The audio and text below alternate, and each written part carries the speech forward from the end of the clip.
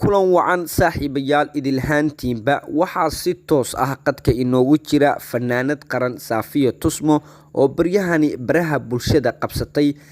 Saafiyo soo dhawaaw, sidee wax u jiraan adiga oo nala wadaagaya? waan ku salaamay adiga dadka ku dhageysanayaba walaalo shalay subaxdii baan ogaaday in maad aragtay social media hay'adan maaragtay oo baraha ka baxay app baan soo dejisanayay YouTube wax laga soo dejisto dan markaad app soo dejisanayso wuxuu ku weydiinayaa Apple ID Apple ID gaan ku fiirinay dan waxaan ogaaday Apple ID password inuu ila qeynay dan wax yar kadib waxaan galay Snapchat duub dan Snapkaygi oo lock out lay sameeyay baan arkay Facebook aan ku soo qoray marka in Apple ID-gaygi iyo maxaan ku raadaa una gacantayda ku jirin Facebook oo ku jira baa lock out lay sameeyay oo la iga saaray saas baan ayaan ku ogaaday oo maaragtay ay waxay ugu bilowdeen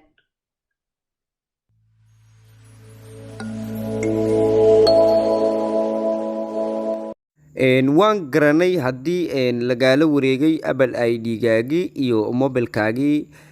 Dhibaato intee la-eg ayaa lagu geystay oo lagala baxay mobilkaagii?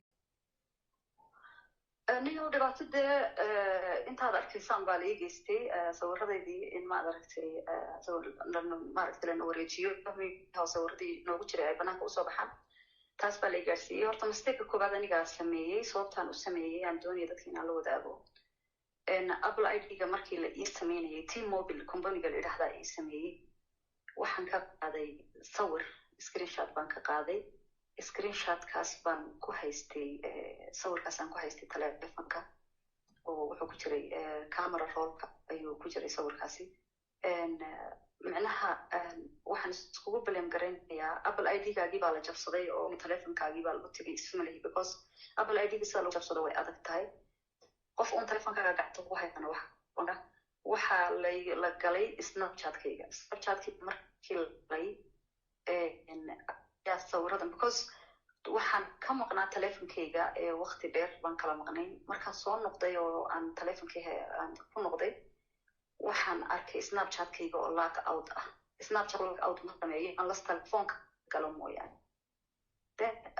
passwordkayga caadigan ku galay oo ii furmay marka waxaan aaminsanahay Snapchat-kayga in bari loogula jiray Facebook-gayga waxaan ku arkay telefoonno kale oo aan kayga ahayn oo lagu isticmaalay marka horta Apple ID-gayga dad kale Apple ID-gu sidoo loo jabsan karaa waxaan ani aaminsanahay password iyo email aan screenshot ka qaaday in factory lagu galay oo password la iga bedelay. guud ahaan bulshada Soomaaliyeed arintaa kugu dhacday walaasheen Tusmo aad ayay u hadalhaysaa wayna cambaareynaysaa balse dad badani ayaa qaba fikiro kala duwan. Su'aasha ugu badan ee baraha bulshada ka taagan ayaa waxa ay tahay maxaa ku kalifay sawirka noocaas ah in ay gasho sababta ugu haysatana telefonkeeda muxuu yahay. Tusmo dadka noocaasi maxaad jawaab ah oo siinaysaa? horta waan mahadcelinayaa dadka Soomaalida arrintii xun waan mahadcelinayaa dad kale Tusmo maxay ku sawirtay Tusmo horta malaa'ig ma aha human baan ahay bashar baan ahay sawir waan gali karaa dad baa iyagoo maydhanaysa sawira dad baa iyagoo qaawan oo muriga ganaysa sawira aniga waxa weeyaan sawiro qofaan jecelahay la galay baan galay sawir aan keligay yahay oo madaxa ii qaawan baan galay mana ahayn sawiraan ugu talagalay bulshada inay aragtay sawiraan naga gaar bay ahay marka dadka Tusmo waa qof weyn maad aragtay inay sawirada noocaasho ma ahayn amba haddaad weyn tahay adiga horta koo bashar baa tahay wiilman baa tahay cyberman ayaan ahay saas farahayga siduu uga baxay social media aaway sawiro intaas waxaan hadii ku jiraan dee way idin soo gaari lahay marka walaalo kuwaysa sawiraan haddana dee waabanu ku waalanayba oo labada shay Soomaali maanta ku waalatay waxa weeyaan taking pictures iyo social media lagula cararo marka dadka sidaa leh waxaan u sheegayaa inaan adiga kula mid ahay human ahay bashar ahay wasaqada u gashay qaarkiin oo qubaysanaya ayuun baan sawirada u galay mana ahayn sawiraan ugu talagalay inay gacantiina soo galaan sawiro private oo annaga noo gaar oo labadayada face waran kaliya haati quseeyo u gaar bay ahay daawade intaas ayaynu kusoo gabagabeyneynaa barnaamijkeenii